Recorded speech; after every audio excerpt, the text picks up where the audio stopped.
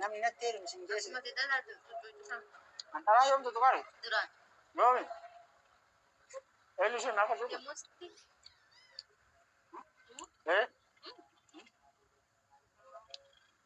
Aboo daabboon ni moofti maashaallah. Mana salah macam ini no, nama betul tu ini antak tu dekat ada makan tu benda.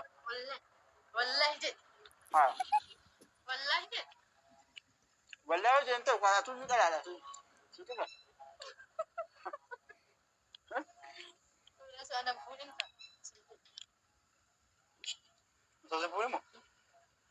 Rasa puding ya. Apa?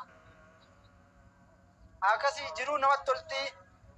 Asuma baane baranda kan tene video sini asa jira isina kam naga nu jirtu jireni mal fakata jiru nasa de wana sitti buwa kana te gas gelina hadi jirti aske sambau abo rabbuman jiru sittatul jadi roya gora ilmu nama sila asuma jirata jinen anda as mobalia rasutto as mobalia yo mal baami Yaitu garaagarummaa ni qaban beekaa. Gashaatii gaafadhaan ni taa'amee gabaabamatti. Garuu kabaja keessanii jecha ni taa'ama. Miyuutii qaba. Kabaja keessanii kabaja baluutii. Ilmoo keetti. Daqiiqaa lama caalchina dhaggeeffadhu. Ilmoo keetti jettee. Waan haasa'uun qaba. Wahuma kabajaatti malee waan hin taaneef. Obboleettoo dhugaan jaalladhaan ilmoo keetti jetteetu. Miyuutii qabadhu. Naa galchaan tana. Zamee lakkoo tokko barreeffadhu. Zamzam lakkoo tokko barreeffadhu. Zamee keenya obboleettii koo. Qaalii kiyya. Ayyee mubee qaali namaan hedduu si jaaladhu namaan hedduu si kabaje. Akkasuma uummata Oromoo nama 5,000 as jala jiru. Hedduun si jaaladha hedduu. Ati neetworkiin keessatti miti. Garuu rakkina kiyya kan bakka kanaan nagahee miidhama kiyya utuu hin kabaja keessaniif jaalala keessaniif ni taha. Nin dia bukan dalam kitab. Fadu nu kabaju keti. Ilmu ko ti jechedi. Mata Oromoo ti jechamiti. Ilmu ko ti jechedi. Ilmu ke hinuqata. Hin coba. Sigale hin coba. Hin duma.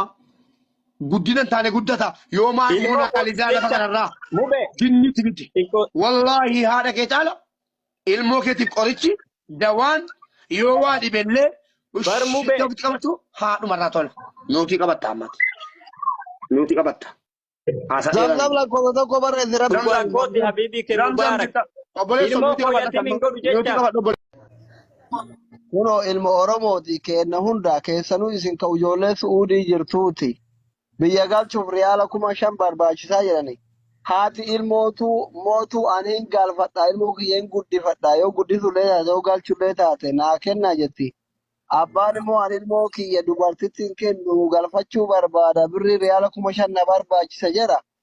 Isin akka ijoollee Suudii jirtaniititti riyaala 5,000 kana abbaa walitti bubuunee 200 galchinaa fi biyya abbaa isaatti jettammoo lakki haati eega hin danda'a jettee haa fudhattu haa galfattu jettammaa dubbii tana lafarratti manguddummaa nurraa hin qabne ijoolleen Suudii.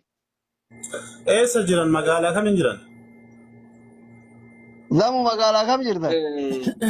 Aboo riyaa jiran isaanii dubbiin tuni beektaa akkuma isin dhibda kana nu dhibda nu illeeni. Ilaalama. Dubbiin.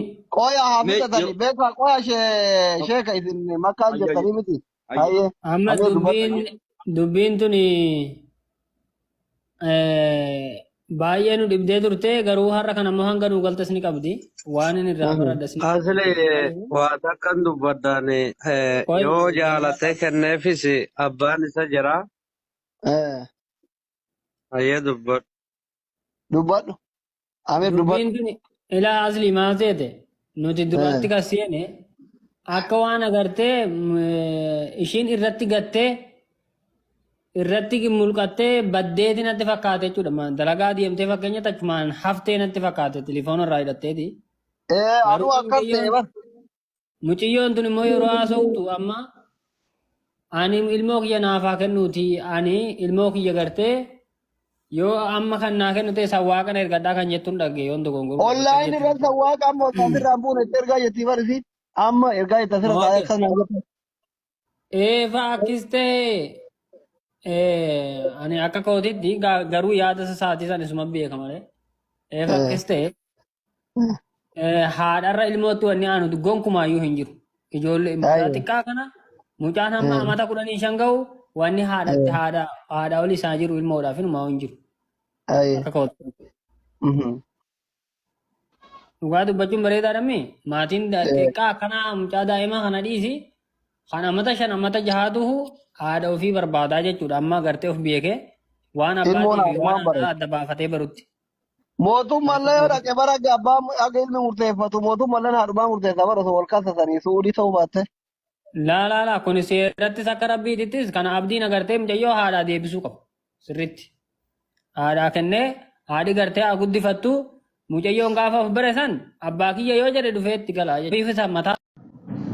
Ayyee wallaahi ani garuu inni tokko inni nan beekne waan fedhe naan jechuu danda'a. Inni eenyummaa kiyya hin beekne waan fedhe naan jechuu danda'a. Ani eenyummaa kiyya ifii kiyyaaf ifiin beeka waan ta'eefu ani dhimma nama takkaatiifis deebisuufis hin danda'u bakkaas hin qabuu fi abbaan fedhe waan fedhe anaan jiru. Mucayyoo ta'e isaas ta'e kara fedhe naa oofani. Maaliif anaatu beeka waan ta'eef nama tokkoof bakka hin qabu. Garuu gurbaan kun edda miidiyaa seenee haadha tiyya anaa fi isa kan wallol maatii kiyya kan biyya arrabsaa ture asirra. Isiin waan amantii keessa seenee isii warra akkasiiti, isii warra habaashiiti, isii warra maaliiti. Maalirra jechuu danda'e gurbaan kun? Dhiirsaaniitiin dur wallolee addaan ba'a. Maali inni miidiyaa maaltu isa baate? Dhiirummaan namni kanas nama usee yoo taa'ee ilmoos fudhate maaltu miidiyaa irra isa baate? Ani garuu wallahi laazim. Zamzam waa tokkitti qoy addaansi kutuufiti mirga naa kennitee na dhaggeeffatte sa'aatii tokko waan ta'eef addaansiin kutuutti uffatta waa tokkoon sitti maqa waan tokkoon sitti maqa seera jaarsummaa keessatti jechuudha cubbuu fudhee ilmoo kootti galuu hin barbaadu waan dubbatamu jira waan hin dubbatamne jira si galee jaarsaaf jaartii yeroo wal lole maaloo haadha keetii wal gubuudha jechuudha wanni inni waliin hin jenne haati kee akkana abbaan kee akkana waa hedduu waan hin jedhamne waan asirratti machuu hin dandeenye faasiin jedheera ta'a. Ini matiin kana miti kana keessaa natti matta. Waa manjahiin hin qabu wallahi laazim.